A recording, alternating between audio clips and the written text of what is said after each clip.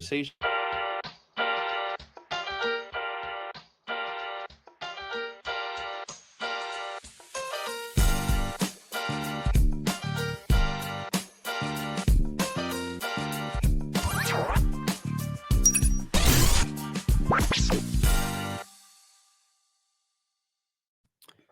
Welcome back. Pickers Market episode 64. Same crew as last week. Mm-hmm. Back to back. It was quite a contentious conversation last week. Yeah, and, it was. and it went well past. It went the end well. of- It went days beyond. well past the end. We of the were taking podcast. surveys. Yep. Yeah, David did some research for Did us. a little research. Yep. Some reaching out, some surveys. So Yep. we got our answers. So we'll see how it pans out the next 5 years. But I'm actually shocked that nobody, between Keith hosting, you hosting, no one's brought up the $7 billion party that we had. Oh, That's yeah. right. Yeah, we missed that So one. we're at 7.4 now, but Mhm. maybe we'll do an $8 billion party, but maybe the milestones extend out a little bit further at this point, unfortunately. But Sad. we went to Brit's Pub, did a little lawn bowling. Mm-hmm. Yep. Did was you? I did. I took it home the trophy. You did. Goodness. Yeah. I did. I think it was a bit rigged. I think it was. I think so. It was too. gross. Yeah. Because team Who's Binger good at lawn won, bowling? I know that. and so That did look I optically think, not well. I think there was a little bit of something going on behind the Hey, scenes. the for teams that. were randomly generated. Well, okay. I think David's were. team failed to win the match. Well, Wait, did every team but your team failed to win the match, right? Well, there's a lot of matches. Well, throughout. we lost one in the final. Failed to if you win get- anything? Yeah. we lost the whole. But I did take home one of the Gradient branded cups. I got the exact same prize as everybody else, Yeah, except me for you too. guys. Mhm. So And we I'm beat fine with you it. in the last match, and you got the same I don't prize. remember that. That's not right. I don't remember that. That's not right. But yeah, Prime Days. I just want to recap that quick since we did talk about it so much last week. But Prime Days sales up 28% year over year. Yep. It was 4 days instead of 1 day, 2 days. Is Yep. that? Do you guys think that's a fair comparison, though? Mm, I don't. no. I mean, Amazon said it was like the record Prime Days. I mean, it better is. I mean, it's 4 days instead of 2. So if Right, it would have Yep. not been a record, it something would be wrong, very Yep. wrong. So it better is. But projections before that were as high as for Amazon alone that it could boost sales plus 60% year over year. Mhm. So compared to Hmm. those lofty expectations, it didn't come quite that high end. Mhm. But yeah, certainly Maybe interesting. people was are going good. to Walmart. Fat chance. All right. So we'll move on to our 2 truths and a lie. Yep. I don't want to talk about Oh, that was Prime Days all quick. that That was much really more. quick. He It was- cut it us was- off really quick yeah, because too I much would have last had week. more fuel to go here. All right, 2 truths I and a think lie. that tells you who won the debate last week is what it tells you. Don't talk about it. Nvidia market cap is greater than the entire GDP of Canada. Hmm. The New York Stock Exchange used to operate out of a coffee shop. And the stock ticker symbol PIE or pi is reserved exclusively for dessert companies. Wow. What do we think? We'll start with David this week. I feel like we always go this Okay. way, so we'll go this way. Yeah, let's go one by one. Starting with the pie, I think that one's so specific. I could see it happening, and I think that one's hard to come up with. So I'm gonna go with pie is real. I think pie is reserved for dessert companies. I think that one's really hard to kind of make up on the fly. Okay. So I think pie is true. Tyler's very creative. I / ChatGPT. I know I've heard the story of the New York Stock Exchange being founded. I can't remember if it was founded at a coffee shop, but I'm going to say that's true because I think you're going to be tricky and say that you saw a headline that Nvidia's market cap is about to surpass like Canadian GDP. So I'm going to say Nvidia is probably really close, but that's the lie. And then B and C are the truth. Okay. Does anybody even know what the GDP of I was Canada well, I is? was just thinking because GDP of the US Anybody. is what, like 16, 17 trillion, something like Something that. like that. So, and they're like a quarter of us, so that's 4. Nvidia is 4. 4. So I bet you that I'm going to say that is now true.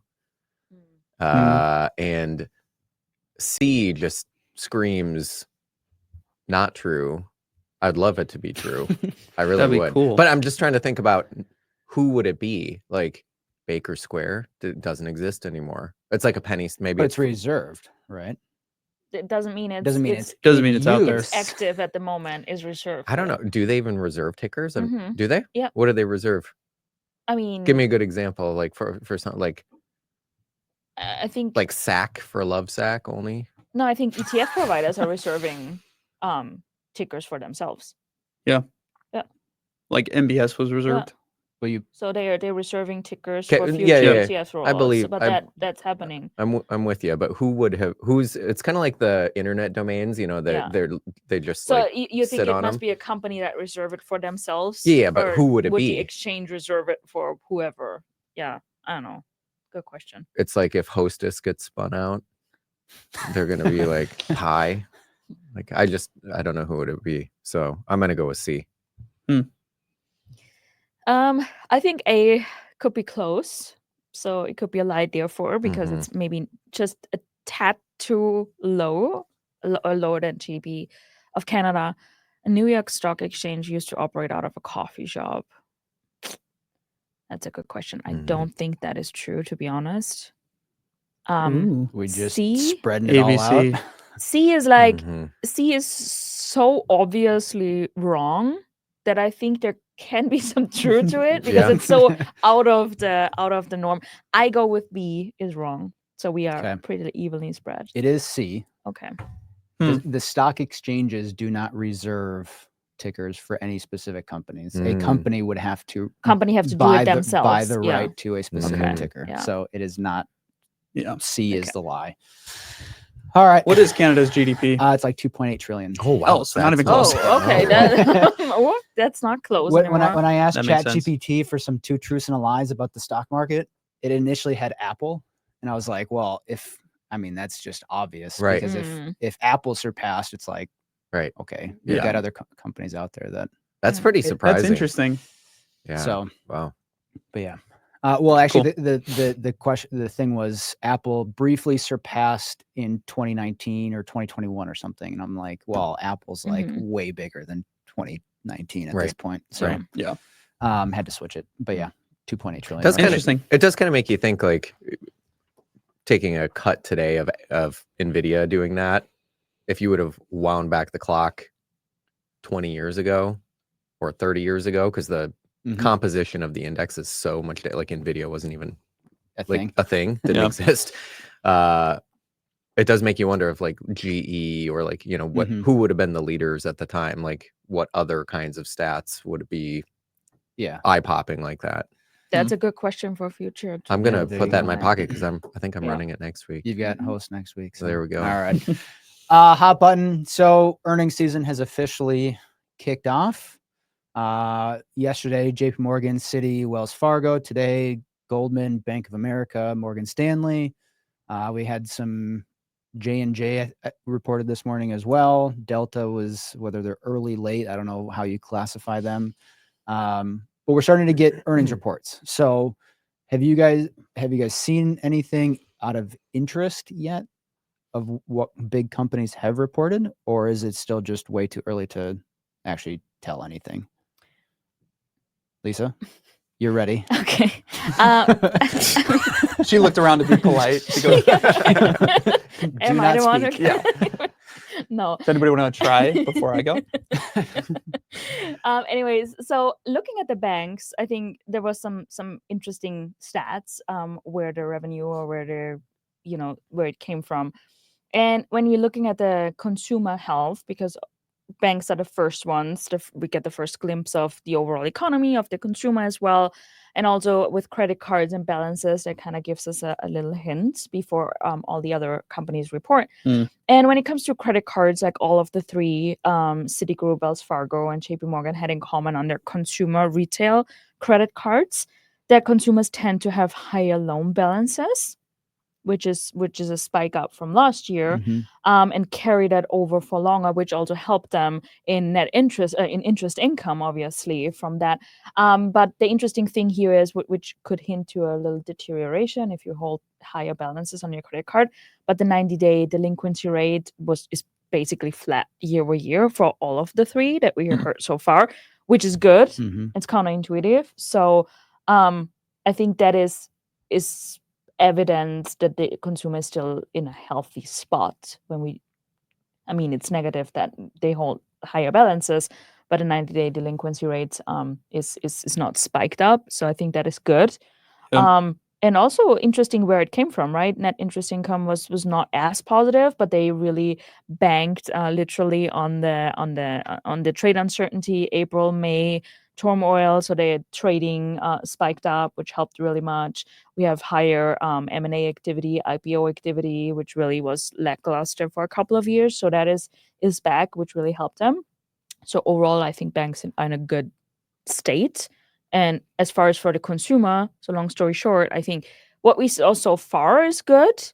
But again, we have a lot more industries to follow that would be Mhm. interesting to get a hint on the overall consumer health. Yeah. Kyle, any initial thoughts? Trying to hurt me with ASML this morning. Oh I my mean, we could throw ASML out there. Yeah, I mean it's pretty early still in the season. For a lot of the stuff that is in my world on contrarian, more value oriented names, they really kind of come next 2 to 3 weeks, and then we'll wind that down. There's always some late announcers like Dollar General and On Semi and that kind of thing where they're like off, like Yeah. Nvidia is, which is just is what it is. But yeah, mostly, for us, Citi announced yesterday, results were pretty good, and I think I saw an interesting stat that the stock was the highest it's been since November of 2008, Wow. which is really surprising because Yeah. they've been kind of like the The the dog. dog. They've been in the corner, right, told to sit by their dish. So with the capital requirements being eased for them, they're kind of out of the penalty box. Everything looks pretty good. Delinquencies look pretty good there as well.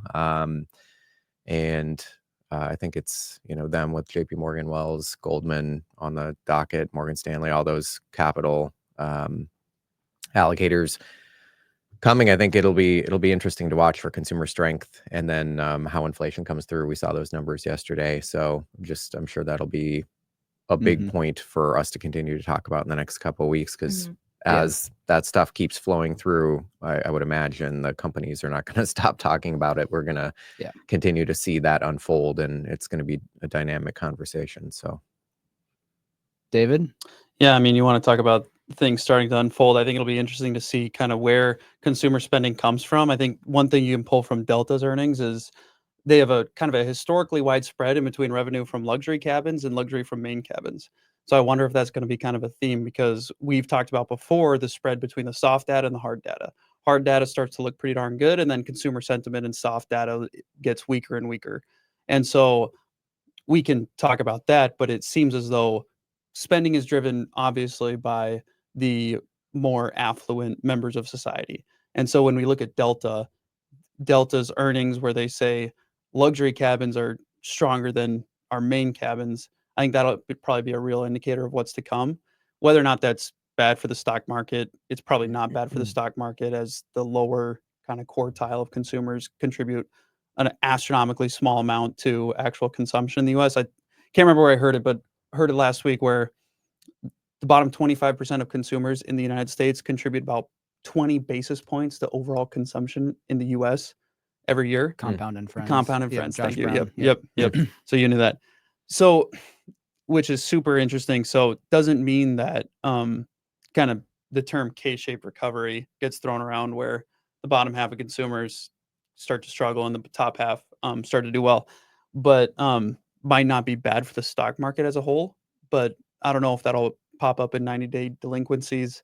What was the company? Lending Tree put out a survey that we talked about in April, that where they found that 25% of Americans right now are using a firm to pay for groceries, or have used a firm to pay for groceries in the past, which is pretty ridiculous, quite frankly, and kind of funny. And so I think that the numbers from banks, and like you said, it's far too early to tell.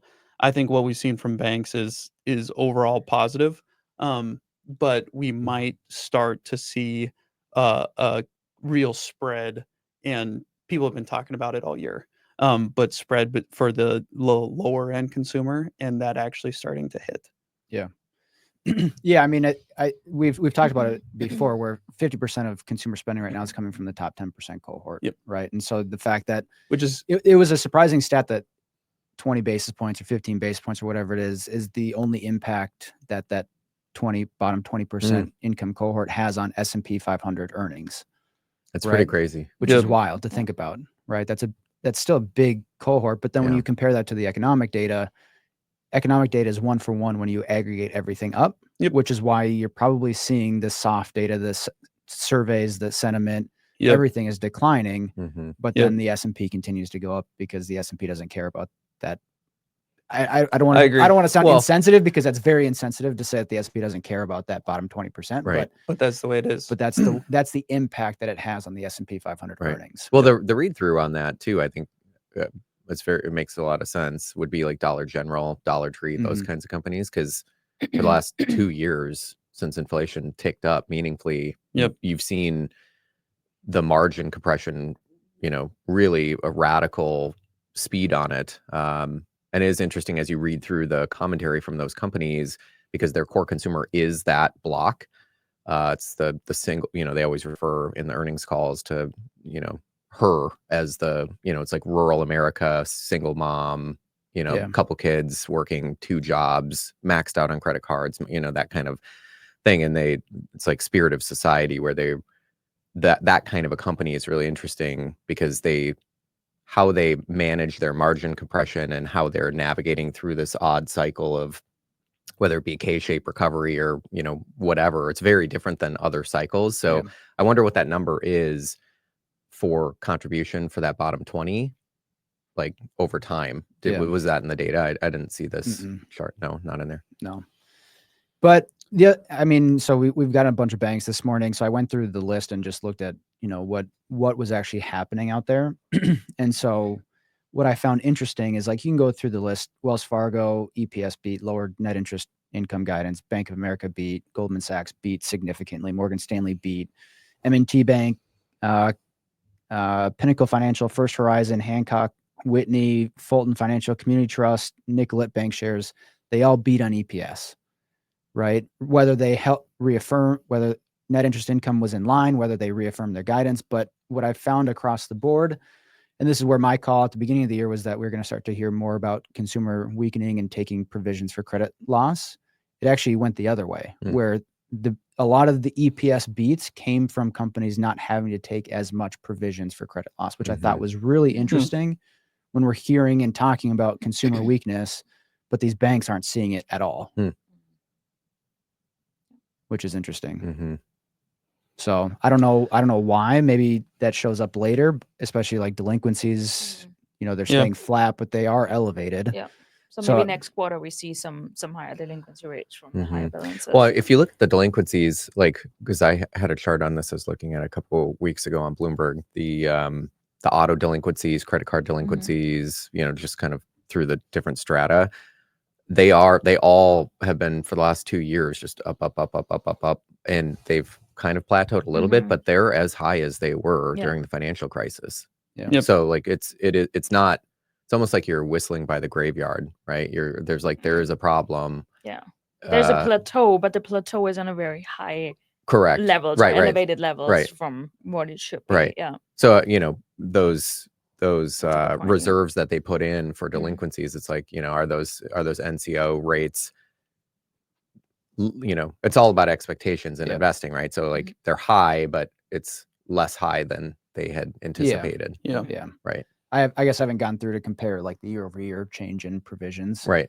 So maybe it could be higher, but just looking from like the EPS beats and expectations, that's really what's been driving most of the bank's EPS beats so far. Good. Well, the other part that I want to talk about with this is I want to move to sectors, not necessarily reports, but I thought financials played in with this just because of how financials have been performing. But AI, tech, I mean, that has been at the forefront, or you can throw Bitcoin, blockchain, cryptocurrencies has really been the headline news again for the last like 3 years at this point. But there's been other sectors that have actually performed very well that I think have gone very much under the radar. And most notable is industrials are up almost 14.5% this year versus S&P up. What is that? 6.5%, 7%. Mm-hmm. Yeah. What do you guys think is driving this are we in a new industrial revolution? We'll call it. I would say, just observationally, because I focus a lot on industrials, to me, it screams value rotation. I mean, if you think about old world, growth versus value, industrials in general are real physical assets, and which is contra to intangible assets in tech, right? So they're not, even though they are building software and that intangibles is growing in terms of value proposition for IoT, connected machines, robotics, all that kind of stuff. Industrials, like the multiples on it are still very, very depressed. You can find 6 to 8 turn, PE, EV to EBITDA companies in there where it's a reasonable business, like ITW. We own them in the portfolio, in Contrarian, and those names are interesting. So I think people are looking for value. It's been underperforming for years. I think with the whiplash we saw in April and May, in May, basically for the tariff tantrum, makes sense that people would say, there's, there might be some opportunity to pick up some value here. So I don't know if that continues or not. I mean, earnings are the key driver. Yeah. So do you think this is a derivative play of AI? Like last year we saw utilities just take off because it was the energy thing. Industrials did as well, but only a very specific sliver of them. So for instance, and also certain like auto components, which was a surprise. So there's certain very, very distinct names that fall in there, because industrials is a very hard sector to actually cover. Like, people don't think about it as much. It's like consumer discretionary and industrials are the two most difficult sectors to cover from a stock perspective, because the heterogeneity of the stocks, the sector cover, the industry coverage is so broad. Within industrials, you get waste management companies and you get professional services like ADP, and then you also get machinery, you get aerospace and defense, you get all that kind of stuff that gets in there. And so paper products, yeah, right. So within that, like Modine, it is a consumer discretionary name, auto components, and they do heat exchangers, and you would never think like, oh, this heat exchangers, right, it's in consumer discretionary, but you'd think, okay, that's in the automobile world. That stock went hyperbolic because all the AI data center cooling stuff, right? So there are names like the HVAC players in industrials, like Carrier and Train and names like that, where they are Lennox, where they're just going to the moon because of the comments around AI data center cooling. So could be some of that, but those really haven't given a lot away. Those, like the correlation between those and the AI kind of Mag 7 drivers like NVIDIA, like correlations are still super high. Do you think it could also partly just be, when I ask about like AI derivative, like the whole sector is just going to be more efficient with like robotics, automation? Like, is that just, or is it just those certain stocks that are starting to bring Yeah, two very good questions. Different, very distinct. The first component is they are enabling AI. It would be the enablers and the users, right? So I think AI for sure is being used at a lot of these like companies, right? Like, you can't tell me that Siemens or 3M or Honeywell or Caterpillar, Deere, any of these companies aren't using it to try and like glean efficiencies. The question is, what is the uptake, and is it actually a real phenomenon? I can't remember if we mentioned this last week or not, or a couple weeks ago.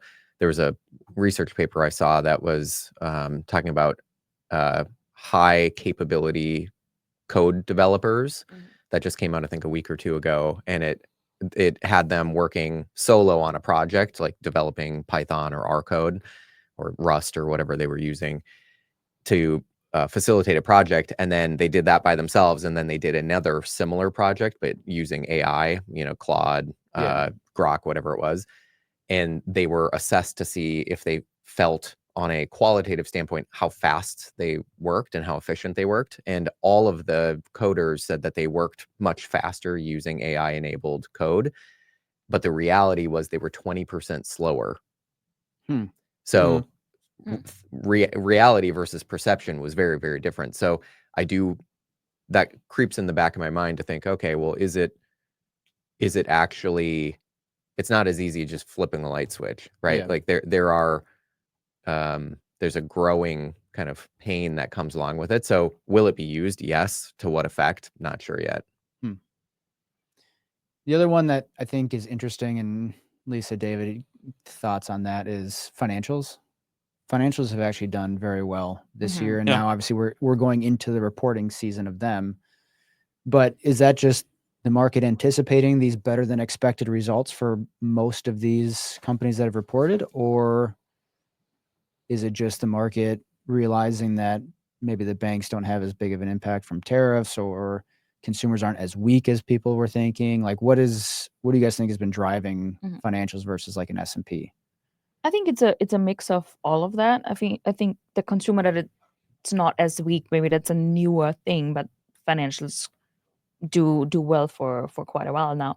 I think a lot of that, and we have to be careful of regionals or the large investment banks, but when we stick with the large ones, it's like there's IPOs, M&A again, like all of that deal making that was pretty much lackluster, like we said earlier, that is ticking up again. Then their trading desk really capitalized well on the whole turmoil in April and May. So I think that is quite a reason why they continue to do well, or this year. So yeah, I think it's a mix of all of that, and plus the consumer seems healthier now than feared, which is another tailwind, I think, for banks. David? Yeah, I completely agree. I think it is probably sparsed out between a few different kind of explanations and reasons. Like you mentioned, the consumer, the top 75% of consumers, probably more specifically. And then as we saw this morning from Goldman, they were able to capitalize on just trading activity, right? Their trading desk brought in a lot more revenue, and that's kind of what kind of drove their EPS beats. A little bit of AI can be sprinkled into financials as well, whether you talk about financial planning and like Lisa said, right, the financial services industry is very diverse, right? And so the companies within that are very diverse. But all these companies like to sprinkle in a little bit of AI automation and little things here and there. So I think it's primarily driven by a healthier consumer. And if nothing else, people believing in the stock market a little bit more and allowing these multiples to kind of expand a little bit further out from what they normally might, as tariffs continue to get pushed back, as the consumer continues to spend. But yeah, no, I don't know if there's a massive story there. Yeah. Other than that. That's fair. So then the last one that I want to touch on, it hasn't outperformed the market, at least not yet. It seems like it's quietly making its way, and again, another sector that nobody's really talking about, but crude oil is up 14.5%. The energy sector is up 16.5% from the lows. And everybody's focusing on AI and tech, and this one is just slowly kind of creeping higher and higher. Obviously, there's a lot of geopolitical risk still in the Middle East. Tariffs on Brazil, where we get 3% of our crude oil from, 50% tariffs. So again, going back to that energy conversation of the U.S. only takes 70% of refineries take heavy crude oil, whereas U.S. only produces sweet light. So we have to import a ton of oil. So all of the tariff conversations on these countries and the amount that we import, like, I just think crude oil is just quietly creeping up. And I know, Kyle, you recently bought a stock in the Contrarian Choice that was an energy company. So curious, was it something to do with the anticipation of crude oil bouncing back? Was it just more company fundamentals? Like what company did you buy and why was it? Yeah, it's a good question. So 2 months ago, we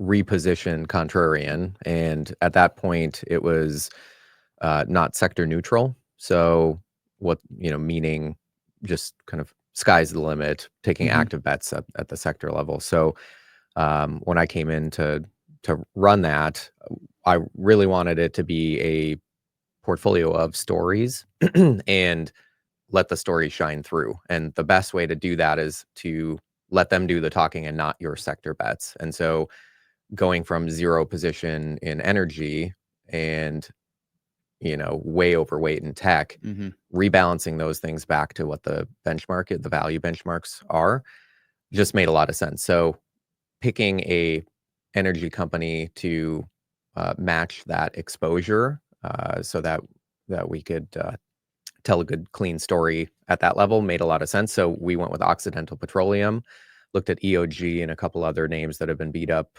recently. But Oxy is one that I've owned in my career for the last 15 years or so. Yep. It's a very, very interesting stock. It's had ups and downs like all of them in that space. But what really stands out for me is some of the extra financial risks that they manage surprisingly well. And what I mean by that is when you are, fracking for oil, most people don't really realize that between 4 and 8 million gallons of fresh, clean water go into the injection well to actually make that process happen. And so historically what happens is, one, you need the water, and that's like a key input, even though water isn't economically priced. People just think, so what? But if you're in a water stressed region, or, in Minnesota, it doesn't typically happen. We're the land of 10,000 lakes here, but drought does happen. And so in the areas that they operate, being able to take that as a cost of operations and recycle that in a unique way is something that has actually allowed them to save millions, hundreds of millions of dollars over the years. And so they've come up with these new chemical kind of refining processes to clean that brackish water, and they've been able to use it as kind of a parlay into other business ventures. And what I mean by that is last year they used OxyChem, which is the cleaning agent they use for this brackish water to clean it from the frac wells. They actually enabled over 1 million people in emerging markets who have contaminated water. So think like Africa, China, places with heavy metal contamination in their water. It allowed them to actually drink clean water. So it's like, it's really, that's something, a story you wouldn't hear traditionally about an energy company because they're naughty.